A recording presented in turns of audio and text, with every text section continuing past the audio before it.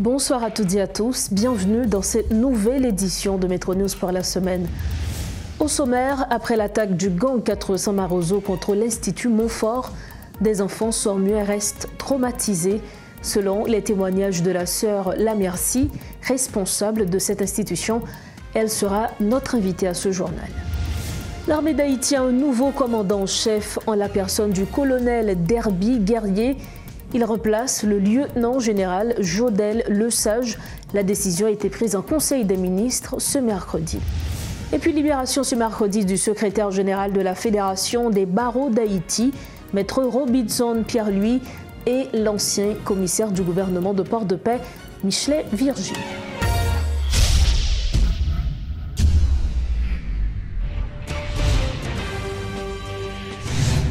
Comme annoncé en titre, des enfants sourds-muets restent traumatisés après une attaque du gang 400 Marozo, où les bandits les ont menacés avec des armes.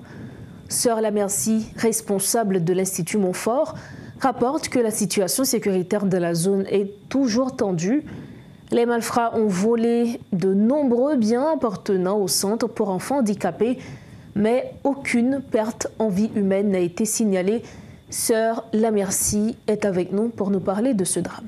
Sœur Lamercie, bonsoir. Merci d'être avec nous ce soir. Bonsoir, bonsoir. Merci de votre appel et merci d'avoir penché sur le cas de l'Institut. Et je dis bonsoir à tous les auditeurs et téléspectateurs de radio de Télémétropole. Vous êtes avec nous pour nous parler de cette attaque de bandits des 400 Marozo à Croix-des-Bouquets contre la seule école spécialisée en Haïti qui est dédiée à la formation et à l'éducation des enfants sourds-muets. Sœur Lamercie, vous êtes la responsable de cet institut. Pouvez-vous nous fournir plus de détails concernant cette attaque? Et bon, c'était dans la nuit dans la nuit du 2 au 3 août. C'est arrivé et aux environs de 10 heures du soir, la propriété de l'Institut Montfort a été cambriolée et avec beaucoup de personnes armées étaient sur la cour. Ils ont emporté à l'Institut Montfort, on est sur une ferme agricole et qui dessert les enfants pour l'apprentissage et l'expérimentation. Les bandits armés sont occupés le site de l'Institut Montfort et à ce moment-là, ils ont pris le camion de l'Institut et la camionnette. Ils ont emporté tous les bétails qui sont à l'Institut. On a, comme je vous ai dit, il y a une ferme agricole et élevage. Ils ont emporté les bœufs, les cabris, les cochons, les poules, les lapins, et les canards, les moutons. Ils ont tout emporté. Alors, le fait qu'ils ont à faire partir les animaux et les cochons, c'est difficile pour eux de partir. Ils traînent les cochons et les cochons font beaucoup de cris. On a eu à peu près 150 cochons qui sont partis le soir même et une soixantaine de bœufs et les cabris, c'était encore des chiffres lourds. Alors, c'est la réalité du pays et que on va continuer à prier pour que le Seigneur vraiment touche les cœurs et nous aide à sortir de ces pétrins que nous nous sommes retrouvés. Et c'est seulement ça que nous savons comme âme pour aider à sortir de ça. Et notre plus grand souhait de savoir que ces enfants-là ne sont pas livrés à eux-mêmes après cette attaque. Sœur Lamercie, est-ce que vous avez pu évacuer les enfants et le personnel avant même cette attaque? Non, on a évacué les personnels et les enfants et les personnes qui étaient sur le site après les attaques. Et c'était un peu difficile pour nous de sortir les enfants. Bon, on a pris le risque de sortir et bon, je pense que l'Esprit Saint a couvert tout le personnel et les enfants. Nous sommes sortis et vraiment, c'était un miracle. Est-ce qu'il y a eu des pertes en vie humaine? Nous savons qu'il y a eu beaucoup de dégâts. Quelle est aussi l'ampleur des dégâts matériels et logistiques? l'ampleur de dégâts matériels et logistiques, ça, vraiment, je ne sais pas si je peux mettre des mots là-dessus. Parce que, comme je vous dis, on a plein de salles d'informatique et de techniques agricoles, la cosmétologie, la salle de menuiserie où on a toutes les machines pour travailler les bois et faire le travail comme il faut. C'était le travail des boiseries, les enfants, ce sont leurs passions. Et on a toutes ces machines-là et qui sont des coûts énormes. Et on a aussi les groupes électrogènes pour faire marcher ces machines-là. Sur le site, on n'a pas l'électricité. L'électricité n'arrive pas chez nous. Tout fonctionne avec les groupes électrogènes et les panneaux solaires. Ça seulement représente un coût, sans compter les bâtiments. On a 7 bâtiments qui sont construits récemment après le séisme. Est-ce qu'il y a eu aussi des pertes humaines? Merci. Non, et heureusement, on n'a pas eu de perte en vie humaine. Et ça, nous rendons gloire à Dieu, car le Seigneur nous a couverts et il est présent, il est encore présent avec nous. Comme il l'a été depuis 2 ans qu'on a lutté pour rester dans ce quartier, pensant qu'on peut être une présence, même pour ces bandits qui sont nos voisins. On se dit, bon, je pense que oui, on peut continuer. Le Seigneur est avec nous, mais là, à la fin, ce samedi matin, nous a montré que vraiment, on n'était pas ce que nous avons pensé. Et ces enfants, les personnes les plus victimes de ça, ce sont les enfants. Et vraiment, c'est dur, la catastrophe, mais c'est une réalité. Dernière question, Sœur Lamercie. Est-ce que vous avez un message à faire passer aux autorités étatiques? Si je peux dire un message aux autorités, c'est que je crois que tous, ils connaissent l'Institut Montfort, ils connaissent le site, ils savent le travail que nous faisons avec les enfants, ils ont les fouilles de ces enfants qui sont des employés même dans des institutions de l'État et dans des institutions privées aussi. Ils ont vu, ils sont quand même à faire quelque chose pour protéger le site même s'il y a des pillages, mais il y a encore moyen de protéger ce site pour donner encore une chance à ces enfants. Parce qu'ils sont les plus victimes de notre société. Il y a encore un moyen de donner une chance à ces enfants, Sœur Lamercie. Merci infiniment. D'accord, merci Métropole, merci d'avoir pensé à nous, merci d'avoir pris cette cause en main aussi pour les plus vulnérables de notre société. Merci. Voilà les précisions de Sœur Lamercie, responsable de l'Institut Montfort. Elle est avec nous pour nous apporter les détails, toutes les précisions concernant cette attaque des bandes armées des 400 Marozo contre l'Institut Montfort. Parlons à présent politique. Ce mercredi, l'exécutif a tenu un conseil des ministres abordant des sujets tels que la sécurité et l'économie. Le code fiscal initialement prévu pour le 1er octobre 2024 est repoussé au 1er octobre 2025. Le budget rectifié n'a pas été adopté et sera présenté vendredi lors d'un conseil des ministres extraordinaire où des directeurs généraux des organismes déconcentrés seront également présents. Des changements dans l'administration publique sont prévus pour cette semaine. Le colonel Derby Guerrier devrait remplacer le lieutenant général Jodel Lesage en tant que nouveau commandant en chef de l'armée d'Haïti. Le secrétaire général adjoint pour le département de la Sûreté et de la Sécurité, Gilles Michaud, et la représentante spéciale du secrétaire général pour le MINU ont visité les bases de la mission multinationale d'appui à la sécurité en Haïti le 7 août 2024, où ils ont été accueillis par le commandant Godfrey Otungue. Monsieur Michaud a salué les progrès rapides du contingent kényan et de la PNH après un mois de collaboration et a réaffirmé l'engagement des parties prenantes à accélérer la livraison d'équipements. De son côté, M. Otungue a exprimé sa gratitude pour le soutien de l'ONU, apprécié l'équipement et les armes reçues et souligne le soutien continu du MSS à la HNP attribuant les progrès à la collaboration étroite avec M. Normil Rameau, directeur général de la PNH, et au soutien également du Premier ministre haïtien Gary Conille. Autre dossier, le secrétaire général de la Fédération des barreaux d'Haïti, Maître Robinson Pierre-Louis, et l'ancien commissaire du gouvernement de Port-de-Paix, Michelet Virgile, ont été libérés le mercredi 7 août après leur 7e comparution devant la Cour d'appel de Port-au-Prince dans le dossier du bateau Miss Lily transportant des armes et des munitions de Floride. M. Pierre-Louis avait été arrêté en juillet 2022 pour son implication présumée dans la libération de trafiquants d'armes. M. Virgile a révélé que l'ordre de libération venait de M. Pierre-Louis, alors membre du cabinet du ministre de la Justice. L'affaire a été portée en appel après une ordonnance de 2023 qui prévoyait leur jugement par un tribunal criminel sans jury. Dossier santé, des médicaments pour les tuberculeux seront disponibles d'ici la fin du mois d'août, selon Gabriel Timothée, directeur général du ministère de la Santé publique et de la Population.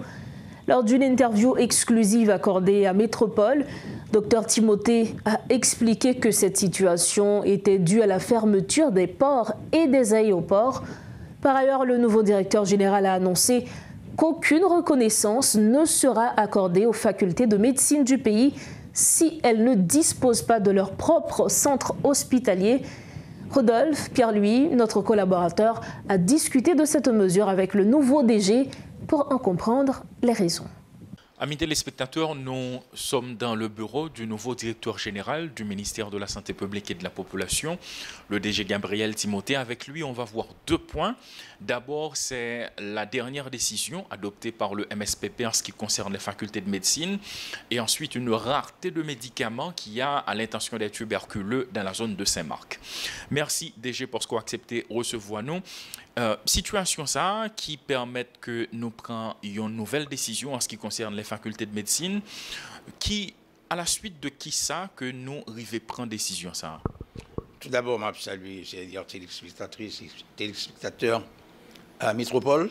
Alors, il faut me dire que la décision qu'il prend là vient du fait d'une évaluation que la direction de formation et le perfectionnement des centres de la santé dans le ministère là,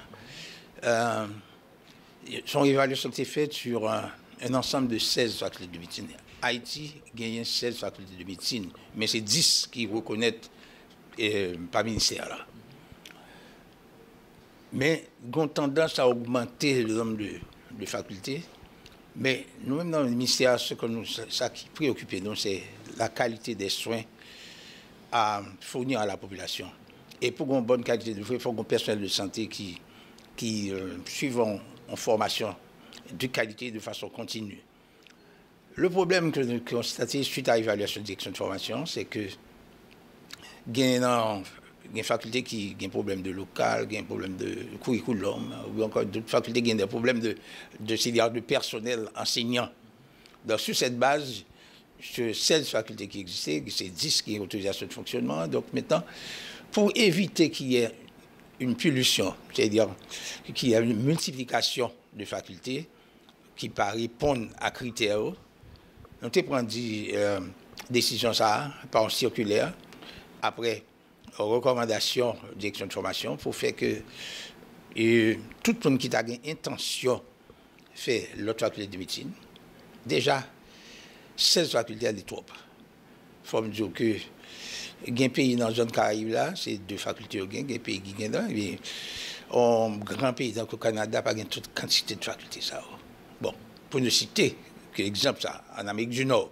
Donc but circulaire ça, c'est pour faire en sorte que les facultés qui besoin de reconnaître ça, les facultés de médecine répondent à certains critères. Critères, ça veut dire un bon plan de formation, ça c'est les curriculums de formation. Deuxièmement, un local qui est plus ou moins adéquat. Troisièmement, une disponibilité de personnel enseignant qui peut faire que les gens qui sont formés, il y a une possibilité de graduer, il y a des soins, c'est-à-dire de qualité à la population. C'est ça qui fait ça. Donc ça veut dire que ce n'est pas seulement un frein, mais c'est en volonté dans le ministère pour que si on faculté, une nouvelle faculté, il répond à l'exigence en même temps que qu'il n'y a pas de possibilité pour gagner l'autre côté pour faire stage, il a gagné propre hôpital. Donc justement, Jean-Ampil Monabdil, ce n'est pas une décision discriminatoire, mais c'est plutôt une mesure que nous prenons pour nous capables mieux réguler le système en Haïti. Maintenant, voyons ce problème qui se pose au niveau de Saint-Marc, à savoir une rareté de médicaments pour les gens qui souffrent de tuberculose. Donc, majorité population, monde qui suivent nous là, guettant au courant de problème. Déjà maintenant, c'est qui solution capable de porter? Heureusement, avec les partenaires, et tu as un corridor humanitaire qui est ouvert à partir de la République dominicaine. Donc, nous avons une possibilité pour nous recevoir des médicaments. Et puis, il y a l'autre intrant qui était manqué, même pour transfusion sanguine, pour problème de sang. Bon, avec l'Inde, à travers l'ambassade d'Inde, nous avons une possibilité pour nous gagner des intrants qui permettent que nous rendions sang disponible. Et nous avons l'autre problème de pénurie, c'est à partir de un partenaire dans le cadre du projet Fonds mondial qui réunit 3 maladies SAO et VIH, VIH-Sida et puis tuberculose et malaria. Tu as gagné en rupture.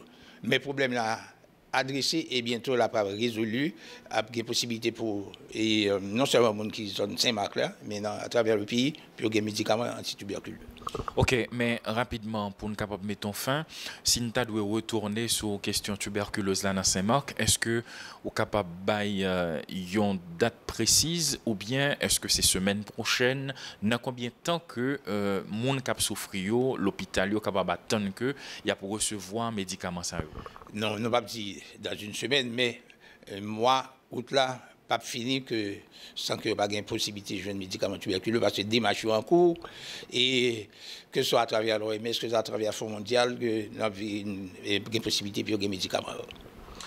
Et voilà, amis téléspectateurs, c'était le nouveau directeur général du MSPP, M. Gabriel Timothée, qui apportait des précisions en ce qui concerne d'abord la décision prise par le MSPP concernant les facultés de médecine. Donc, il a précisé que ce n'est pas une décision discriminatoire, mais la disposition a été adoptée en vue de mieux réguler le système. Et en ce qui concerne la rareté de médicaments qui se pose dans la zone de Saint-Marc, donc il a donné la garantie qu'avant la fin du mois d'août, les médicaments seront disponibles au profit des membres de la population, notamment ceux qui souffrent de cette maladie qu'on appelle tuberculose. Paul Léel et Rodolphe Pierre-Louis pour Télémétropole. Le Conseil présidentiel de transition a organisé une journée d'échange le mardi 6 août 2024 avec divers acteurs de la vie nationale pour recueillir des avis techniques sur ces grands chantiers. Le président Edgar Leblanc-Fils et le conseiller président Frinel Joseph ont encouragé les participants à donner leur avis sur la conférence nationale, la réforme constitutionnelle et la réalisation des élections. Des figures telles que Jean-Robert Charles, Maître Eugène Pierre-Louis, Jean Vernet-Jacques, le député Franck Lauture et le député Jerry Tardieu ont discuté des causes des échecs passés des conférences nationales, de la réforme constitutionnelle et des aspects techniques des élections. Les avis recueillis seront soumis au CPT pour guider ces décisions futures. Cette journée s'inscrit dans le cadre de l'accord du 3 avril 2024 et de l'article 10 de l'organisation de l'administration centrale de l'État du 17 mai 2005. Nous refermons cette édition de Métro News. Avant de partir, voici le rappel des principaux titres à la une de ce soir. Après l'attaque du gang 400 Marozo contre l'Institut Montfort, des enfants sourds-muets restent traumatisés, selon les témoignages de la sœur Lamercy, responsable de cette institution. Elle était notre invitée à ce journal. L'armée d'Haïti a un nouveau commandant en chef en la personne du colonel Derby Guerrier. Il remplace le lieutenant général Jodel Lesage. La décision a été prise en Conseil des ministres ce mercredi. Et puis libération ce mercredi du secrétaire général de la Fédération des barreaux d'Haïti, Maître Robinson Pierre-Louis, et l'ancien commissaire du gouvernement de Port-de-Paix, Michelet Virginie. C'est ainsi que nous refermons cette édition de Métro News. Merci infiniment de votre attention. Restez branchés Métropole. Bonsoir.